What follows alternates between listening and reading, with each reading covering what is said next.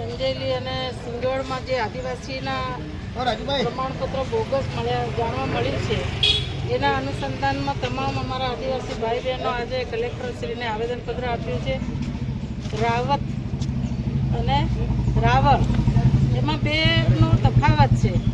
રાવળ એટલે જ્યારે અમારા આદિવાસીઓ કે બારિયા હોય બામણિયા હોય કે બધા ભેગા થઈને અમે લોકો બારમા કરતા અને રાવળને બોલાવતા એ રાવળ છે. અને રાવત ત્યારે આવે છે આદિવાસીમાં.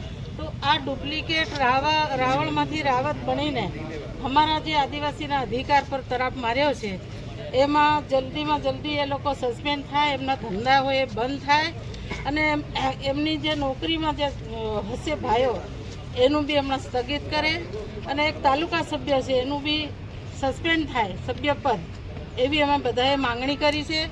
અને આ સરકારમાં તો બધું બોગસ ચાલે છે, એવી રીતે બોગસ કરવું હોય તો ભાજપમાં જવું, એવી રીતે ભાજપવાળા બોગસ કરાવીને આ માણસને બહુ મોટો બનાવી દીધો છે અને અમારા આદિવાસી પર તરાપ માર્યો છે. ત્યારે તમામ અમે બધા આદિવાસી ભાઈ બહેનો ભેગા મળીને 15 દિવસમાં આનો નિકાલ નહીં આવે તો અમે ગાંધી સિંધિયા માર્ગે જઈશું. Chandrikaben Bariya, ex MLA Garbada.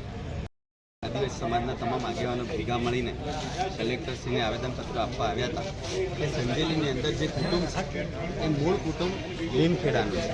એ લોકો રાવળ છે, મૂળ જાતિના સંતરામપુરના, પરંતુ સંજેલી આવીને ત્યાં રાવત કર્યું.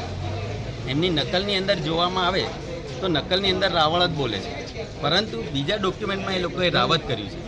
જે તે સ્કૂલ પર અમે ડોક્યુમેન્ટો લેવા ગયા હતા, એમના પ્રમાણપત્રો લેવા ગયા હતા, પણ આપવામાં આવ્યા નથી. એટલે કલેક્ટરશ્રીને અમે રજૂઆત કરી છે કે સાહેબ એમના ડોક્યુમેન્ટો કાઢવામાં આવે, એમના લિવિંગ સર્ટી કાઢવામાં આવે તો ઓટોમેટિક ખ્યાલ આવી જશે.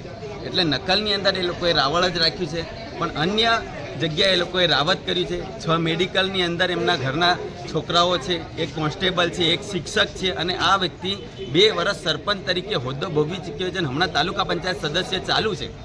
એટલે આદિવાસીના હક્કો પર આ કુટુંબે તરાપ માર્યો છે. આ લોકો મૂળ રાવળ છે, પરંતુ રાવત કરી અને ખોટા આદિવાસી બનીને આદિવાસીના તમામ હક્કો લઈ રહ્યા છે. એટલે અમે આજે કલેક્ટરશ્રીને તમામ આદિવાસી સમાજના આગેવાનો દ્વારા અમે આવેદન આપ્યું છે અને આવનાર દિવસોમાં યોગ્ય તપાસ ના થાય તો અમે એના ધરણા કરશું અને એમનો વિરોધ પણ કરવાના છીએ.